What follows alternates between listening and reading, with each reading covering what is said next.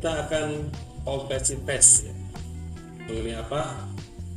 Mengenai tentang gugatan perangkat desa di Kabupaten Garut Pusat di Desa Sukabukti, Kecamatan Cilawu, Garut. Ini sangat luar biasa. Ini saya kenalkan nih. Ini Bapak Ketua PPDI ya, Bapak Sarip ya. Itu bendahara Adian ya. Ini adalah teman-teman yang luar biasa yang berjuang untuk keadilan.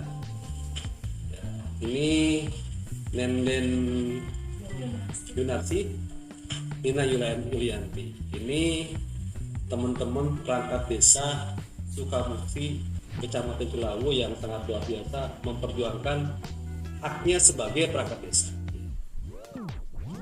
Permasalahannya apa? Waktu yang lalu kita udah share ke media ya, maksudnya sudah share ke media bahwasannya terjadi diduga pelanggaran ya, melanggar undang-undang tentang pemberhentian perangkat desa. Terjadinya kapan? Terjadinya bulan Januari, tanggal 20 Januari 2020 diterimanya surat pemberhentian. Nah, suratnya seperti ini, saya perlihatkan ya teman-teman. Ini untuk suratnya ya.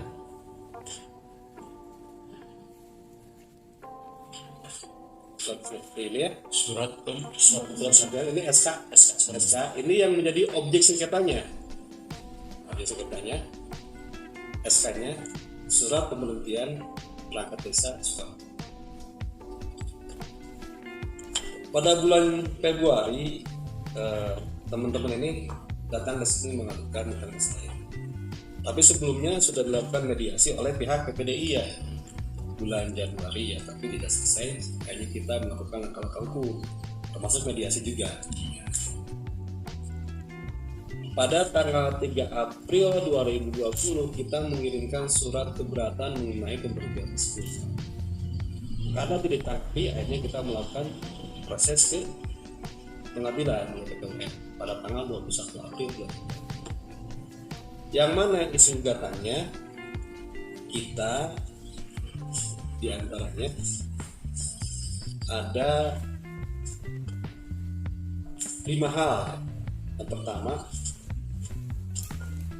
menyatakan batal atau tidaknya SK yang diterbitkan oleh Kepala Desa Sukabukti, Kecamatan Cilawu, Kabupaten Garut. SK-nya nomor 14101 DS 1 2020. Yang satu buat pemberhentian Nenden. Ini orangnya Nenden. Yang kedua adalah keputusannya SK-nya nomor 14102 DS 1 2020 pemberhentian Nina Yulianti. Yang ketiga adalah 14103 DS 1 2020 memberhentikan perangkat desa atas nama Yani Haryanti. Ya, 3 orang Pak. Sebetulnya yang diberhentikan itu ada berapa Bu? Ada 3 ya, ada 3 waktu itu. Nah, dia perempuan semuanya ya, dia berani menegakkan keadilan seperti itu. Keputusannya ya semuanya dikabulkan. Jadi perintah pengadilan menyatakan batal SK tersebut.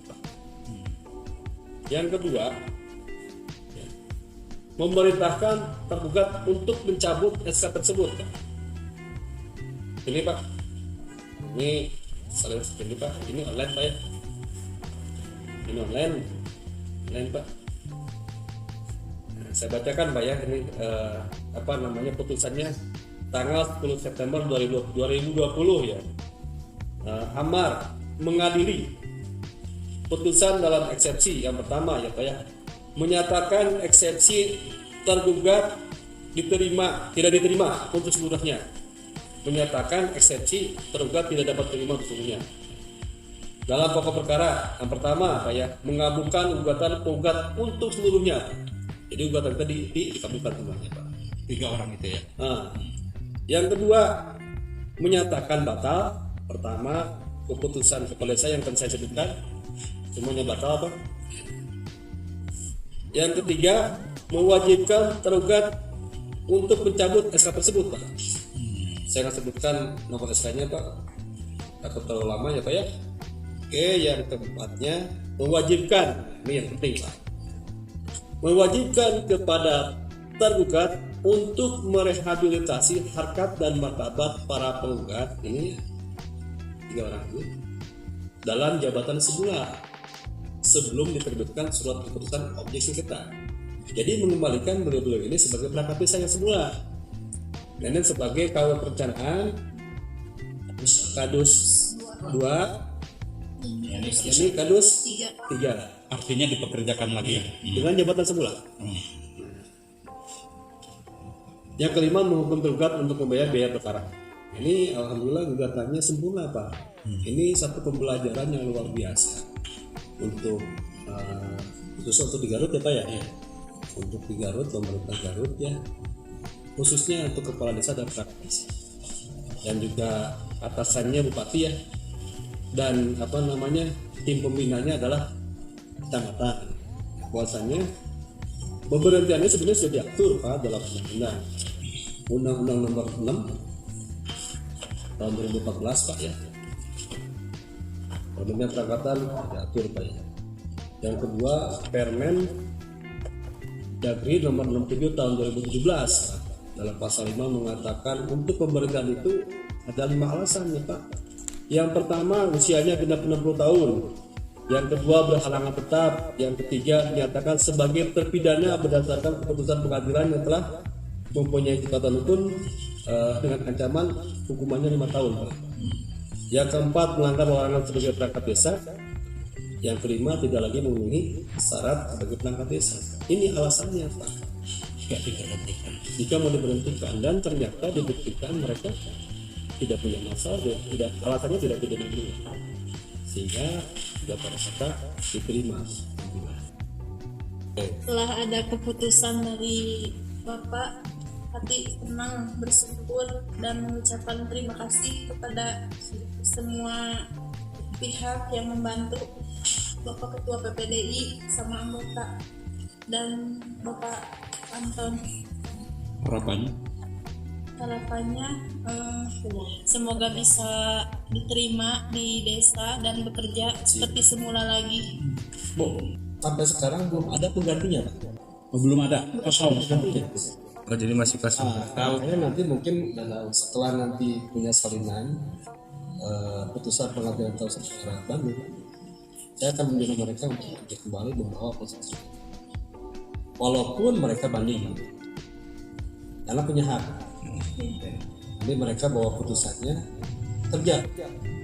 Walaupun banding ya tetap harus dilaksanakan juga putusannya. Jadi beliau saya suruh nanti harus setelah ada putusan fotokopian salinannya mereka bawa ya. Inilah bukti bahwasannya kita menang. Kita masih jadi perangkat desa. Bahkan ini menjadi kekuatan yang luar biasa bagi mereka. Sebelum usianya 60 tahun mereka masih berhak menjadi perangkat desa. Ini dengan proses tersebut Pak, luar biasa.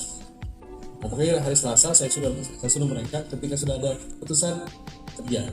Walaupun di gimana-gimana ada hukum nanti yang melindunginya lah. Senyumin aja Pak. Jadi udah siap dengan konsekuensinya ya. Sudah siap, mereka udah. Kita akan kerja. Enggak digaji oleh kepala desa Pak, tapi digaji sama pemerintahan. Bahkan dibuatkan surat pengunduran dirinya oleh kepala desa dipaksa. Membuat surat pengunduran diri. Ditandatangan. Dia Seolah-olah mengundurkan diri. Tapi tidak datang. tidak mau tanda tangan. Tidak boleh tanda tangan. menaruh harapan besar, terutama ini leading sektornya desa adalah Dinas Pemberdayaan Masyarakat Desa harus mengimplementasikan aturan sampai ke bawah, termasuk ke desa-desa Pak. Karena turunan dari Pergub udah jelas, Pergub 49 mengatur secara teknis bahwa perangkat desa itu tidak boleh diberhentikan kalau tidak yang tadi Pak Anton bilang 5 perkara itu. Nah, seandainya ini kejadian terulang seperti ini mohon ada perlindungan dari pihak-pihak DPMD agar regulasi secara hukum ada yang lebih substansi ke bawahnya. Itu harapan dari PPDI Pak.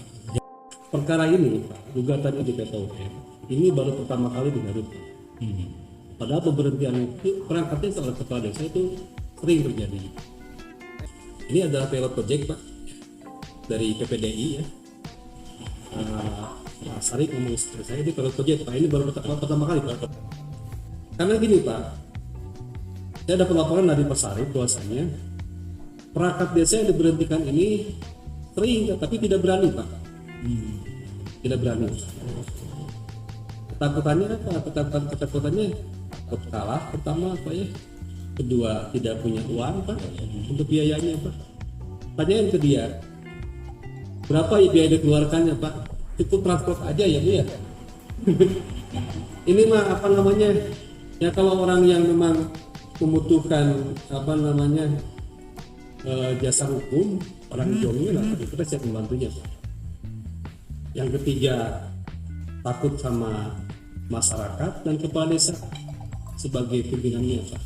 Banyaklah hal yang seperti ini jadi banyak saja bahwasanya kalau kita mau menegakkan keadilan di yang benar, insya Allah akan memenangkannya. Itu dengan menang juga. Jadi kasus pemberhentian sekarang di Desa Sukamisi Kecamatan Cilawu itu bukan yang pertama. Yang paling pertama itulah Desa Tanjung Kaya Kecamatan Samarang, dan di Karbon Karet juga ada Desa Jati sama 2020, termasuk ya di Cigadog Cikole. Cuman keberanian dia tidak seperti fighter perangkat desa Sukamukti. Walaupun dia perempuan, tapi dia berani. Walaupun dengan dana serba terbatas, tapi dia mencari keadilan. Nah, yang lain-lain seperti Desa Tanjung Kaya sudah dimediasi, tapi hasilnya tidak mau diperjuangkan. Ya alhamdulillah, organisasi tidak memaksa. Itu aja.